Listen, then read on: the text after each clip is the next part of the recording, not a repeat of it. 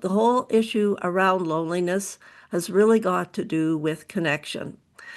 The question is, what's the difference between alone or lonely? And the answer comes up as a definition. Alone means that there's nobody around. I am alone. I choose to be alone. And many people do need time and space to be alone. Solitude is when I'm enjoying my aloneness. I'm enjoying the peace, perhaps, of nature. This is my husband who has a history of absolutely loving to go into the bush and disappear for 2, 3, once in a while, a whole month, just off by himself, a hammock, a canoe, and away he goes. So that's called solitude. Being isolated means that you cannot make contact with other people. Even if you choose, I'm isolated, I'm on an island, and I can't connect with anybody. And that can be a huge mental health problem, and it's actually quite scary. So this researcher, Dr. Stephanie Capioppo, she and her father did a lot of research on loneliness. And she defined loneliness as the discrepancy between what you have and what you want from your relationships. Are you feeling connected enough, or are you feeling disconnected? You can be in a room full of people. You can be in a marriage of long years and feel disconnected. At my age and stage, I have friends and family who are living with partners, long-time marriages where the partner is experiencing dementia, and they can feel very, very alone. You can feel alone, lonely in a situation that you're dealing with. And our culture has isolated many of us. So this was my grandma's home. I spent a lot of time there. My grandma and grandpa had 2 grandmas, their parents, my grandfather's mother and my grandmother's mother were in the dining room. They were dying. They were there dying for 1, 2, 3 years. And when we go to visit, there'd be these older women in the dining room that would be fed and looked after and got to the washroom. Also living in this small farmhouse was my bachelor uncle.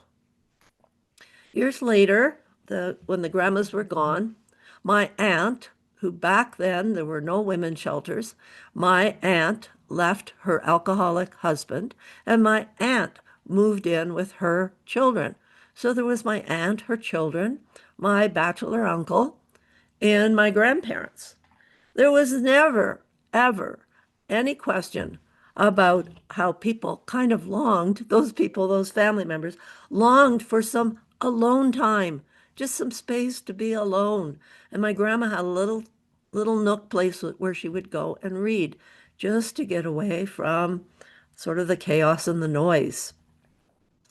But we've isolated people. We've put seniors in residence. We have huge homes with perhaps TVs in each bedroom. We're not congregating in small spaces like we used to. And this is causing problems, even after COVID, when we can connect freely.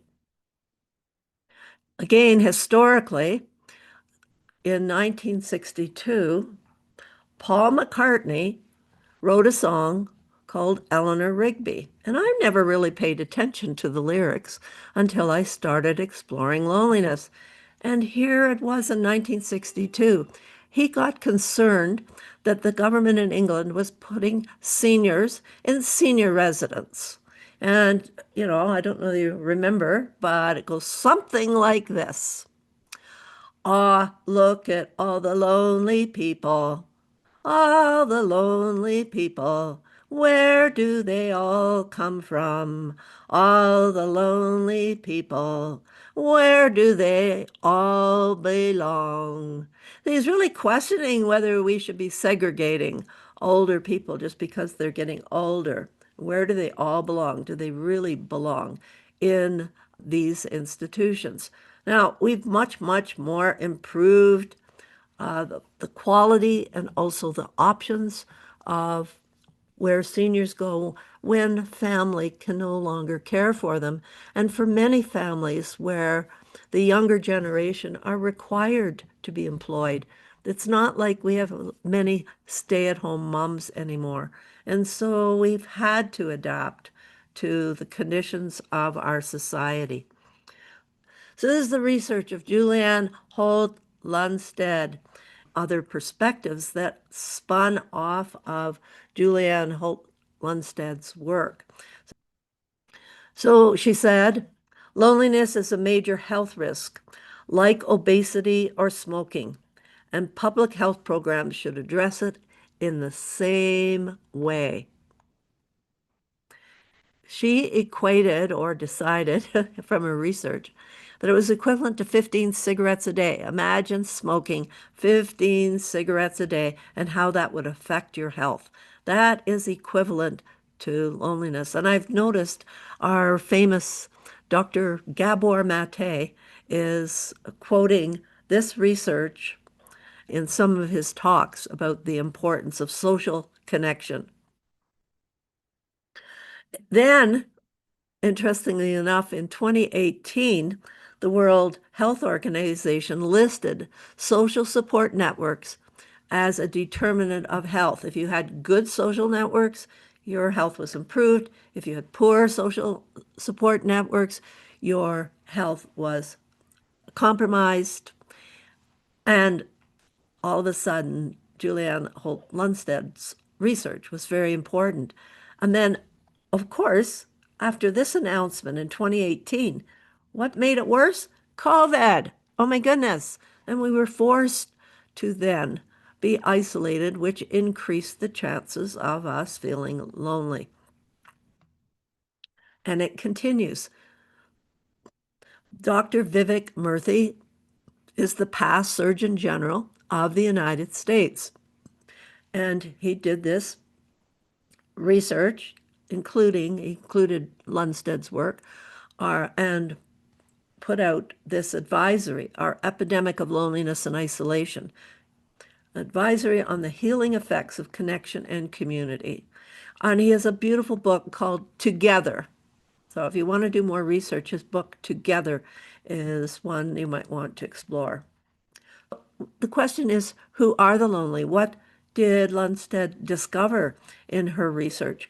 And reinforced by Vivek Murthy, all of these people are at risk. This demographic is a higher risk because of these conditions. This is some of the research.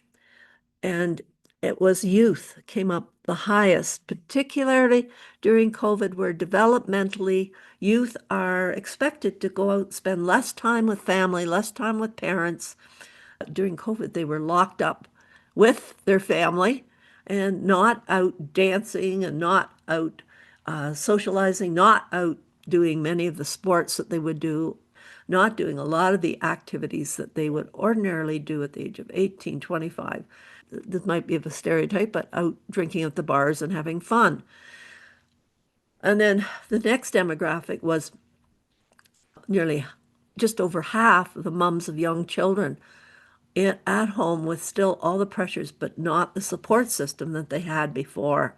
And every demographic does have its challenges. And about the older people, 33.3% of them felt lonely. Okay, so the Angus Reid Institute in 2020 announced it's important. What's important is measuring how much a person would like to be alone. It's how much energy and support is required for your nervous system, for your particular personality and constitution to be a function at your best, to actually be healthy, as Lundstedt pointed out. So, we have a cat at this house, and when she wants attention, she wants attention. And there are some cats that want more attention than others, but she only lasts maybe 5 minutes and then she wants to go off and be on her own, either outside or off in her bed or other places in the house. Lots of alone time. And we also have a grand dog. Our son has a beautiful dog. We've got other dogs in the family. And my goodness, they just pine if they're left alone too much. They whine and pine and hoot and howl. It's important for us to each discover for ourselves how much connection we need and how much alone time. Well, now we're going to take a look at the cost of social decline. And this typically happens with those demographics that we looked at. Oh, and by the way, I do want to say something about youth. If you've got youth in your family, and I would say think about the 12-year-old, the 14-year-old, up to the 21, 25-year-old who has an introverted preference and has spent a lot of time on the screen. And the screen does not give you some of the components of connection. And those, a lot of youth are losing, and there's research on this, are losing the capacity of social engagement. So if ever you have opportunity to interface with youth, whether that's a grandchild or somebody in the neighborhood or your community, your faith community, do interface with them. Ask them what excites them. Inquire, get curious, because you can make a huge difference just that way. We're going to take a look at what we can do for the lonely in a little bit. Again, this is from this report, our epidemic of loneliness and isolation in the United States, and research in the United States usually translates well in Canada. And look at some of these. I'm not meaning to scare you with all these statistics, but Vivek Murthy reports risk of premature death from all causes is increased, a risk that may rival those of smoking, obesity. You can see how he's taken this from Lundsted's research, and physical inactivity. Associated with about 50% increase of risk of dementia.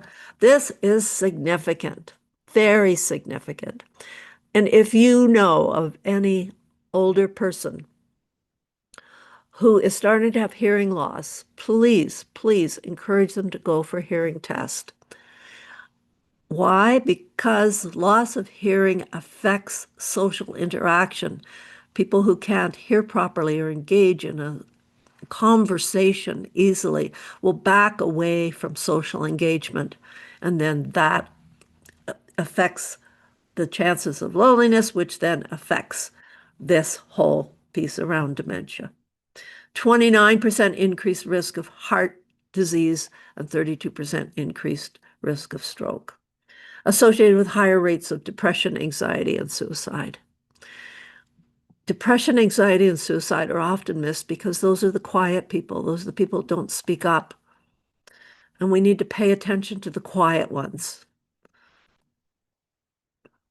All right, enough. Let's move into a little bit of a rainbow of color and possibilities and how we can better take care of ourselves and others who may be moving into that zone, that window of loneliness.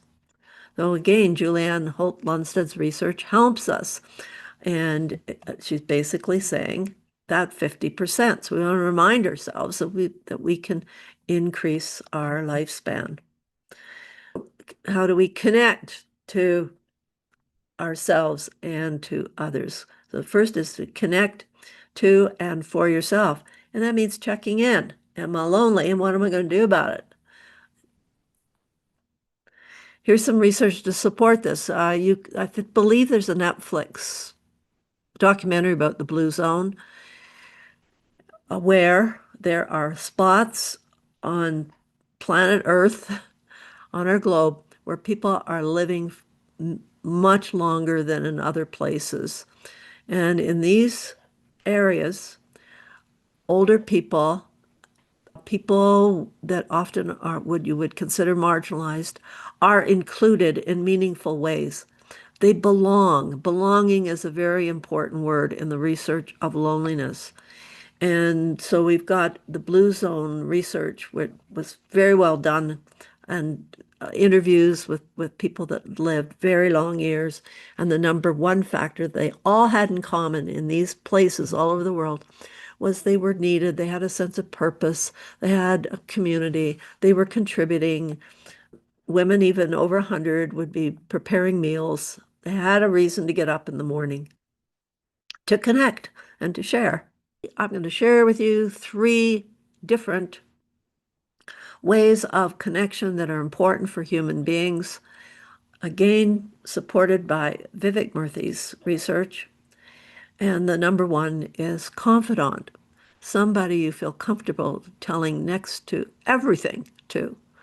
You can share your feelings, your thoughts, your beliefs, and feel comfortable that they will be respected and honored. And if you want them kept confidential, that will happen as well. It's interesting for me as a therapist that I see people who have not one. I become the one until we can get them connected.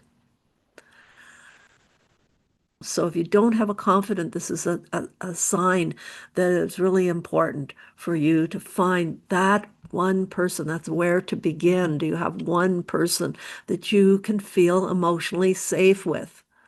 Emotionally safe to beat that sense of loneliness. Family and friends. And this is a sense of belonging. So the first is feeling confident with emotional safety. Family and friends. You might have one or two family members you don't feel particularly emotionally safe with to tell what you're feeling, but you have a sense that they're happy that you're there, a sense of belonging. They share a meal with. This is my family, my husband, my three children, and one son-in-law. Yes, love them dearly, and they're quite diverse little group. I didn't put a picture in of Gannett, but I have several. Gannett's one, Jeanette's another, Allnoor's another.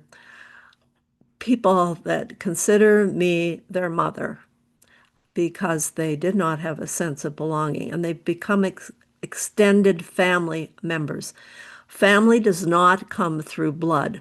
Family, the word family comes through a sense of belonging.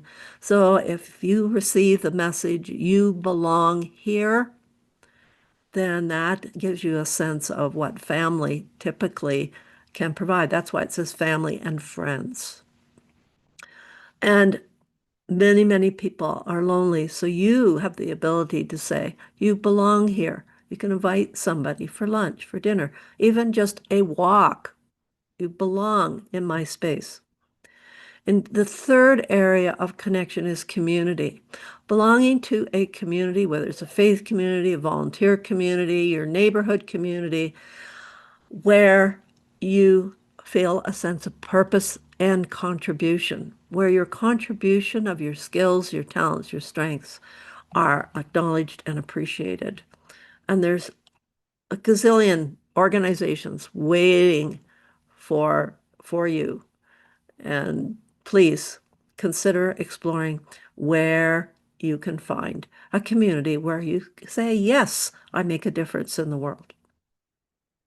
And it might help if you did a little social collage. Just take something, you can do it with photographs, make a collage. I did this on Canva, if anybody uses Canva, and you make just look at all these people, a sense of where are my confidants, where are my sense of family and belonging, my little tight circle that are my support circle. If I need the leaves raked, they'll come. And where's my sense of community? Texting or emailing, like this is one I would send my granddaughter. I don't want to get disconnected from her. She has a very, very busy life, but I do not want to get disconnected from her. I want to stay connected. So do not do conversations over text, emails. They go sideways very quickly. But you can certainly send encouragement or appreciation. Appreciation, encouragement in texts and emails are wonderful to receive, also in written form.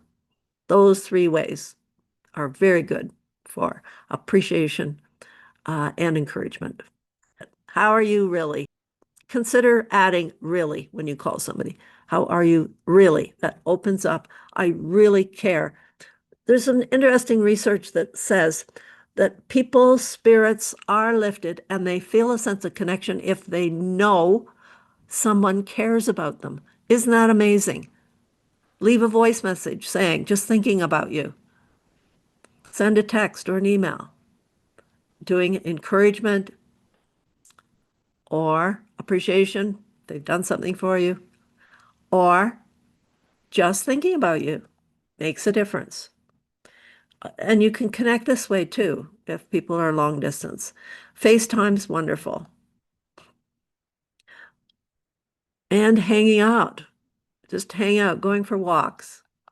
I just want to mention the importance of oxytocin. Oxytocin is the feel-good hormone, and we can actually give it to ourselves by just touch. We have to have some kind of touch that releases this feel-good hormone, but even better is touch with another human being. I think it was the Gottman Institute that found that the oxytocin was really fully released with a 20-second hug. I want you to think about that. A 20-second hug. When was the last time that you allowed the touch, the pressure on your skin, largest organ in the body, to touch you and make a difference? It was the family therapist Virginia Satir said, 4 hugs a day for maintenance, 6 hugs a day for productivity, and 8 for full out being our best. Paraphrasing her there. Let me just show you some ways. This was developed during COVID for us to get our touching needs met. I hope you enjoy this.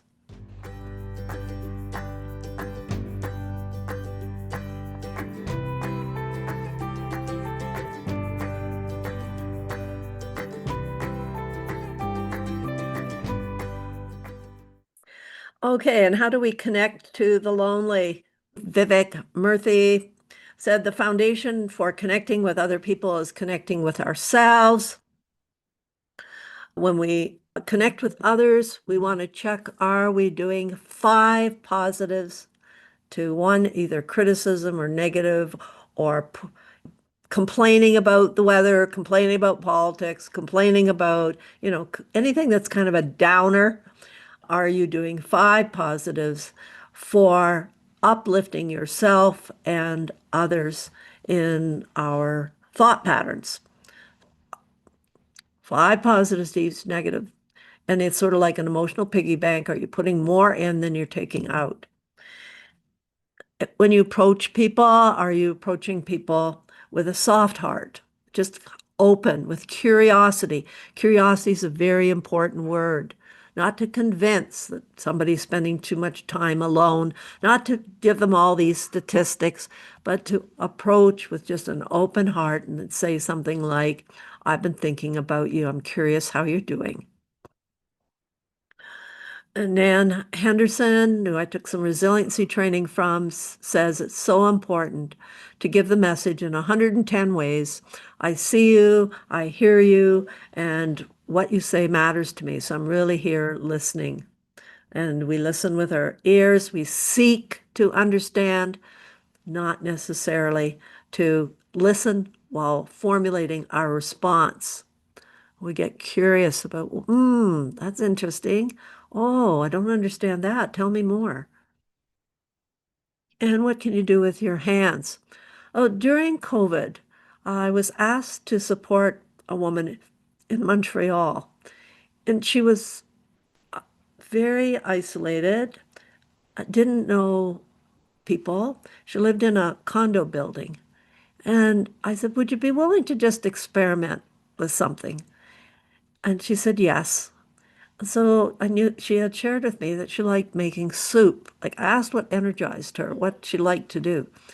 So she ended up making soup and leaving little containers of soup on people's doorstep with a little note. And then eventually she started to volunteer listening to immigrants on the phone, immigrants in Montreal, and helping them learn French. And the first thing I know, she's got all kinds of connections. Some people became friends, and her life became much more vibrant. And it was all from her leaving little containers of soup on people's doorsteps. Now, I imagine that there were people in that building that were also feeling lonely. That's what something I tell people that are experiencing loneliness. You know, you are not alone. There's hundreds, if not thousands, of other people that are longing for connection. Where could you start? Where is a beginning to reach out? And so, if you know somebody you suspect is lonely, what's one little thing that you can do that's a gesture? We have beautiful, beautiful younger neighbors, and they'll often just bring us two cookies, one for my husband, one for me.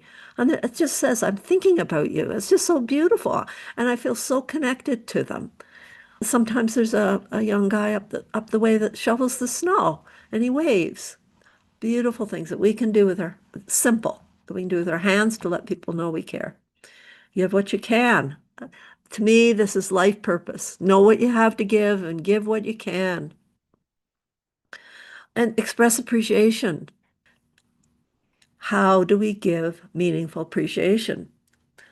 The action that made a difference to you, describe that. So when you brought two cookies to our house, step A, B, your personal desire or need was met. I was thinking about something sweet to end the meal. And number C, the pleasing emotion that was sparked in you. I felt so cared and loved for. Beautiful.